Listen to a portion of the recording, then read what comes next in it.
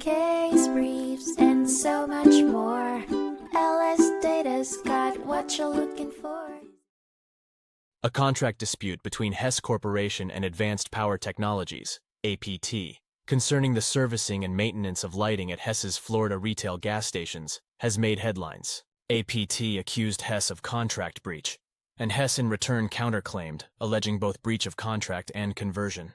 The situation escalated when Hess attempted to steer the case towards arbitration. Hess cited the supposedly incorporated purchase orders in Schedule C of the contract as justification.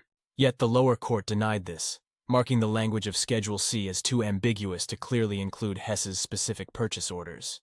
The court further argued that there was no clear indication pointing towards an intention to incorporate Hess's purchase orders. An appeal was made by Hess with alternative arguments, saying the order and contract should be read as one non-divisible entity. It additionally argued that the purchase orders could independently bind APT to arbitrate. Unfortunately for Hess, these arguments were rejected as well. The court reiterated that APT's services in the contract were not reliant on Hess delivering purchase orders.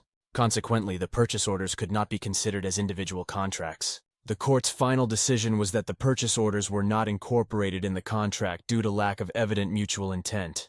It consequently rejected Hess's efforts to halt the ongoing lawsuit and push for arbitration or change the case to another venue. This marks a significant setback for Hess Corporation as their case continues in court. Case briefs, and so much more. LSData's got what you're looking for. Visit lsd.law, elevate your mind. Leave the stress of class.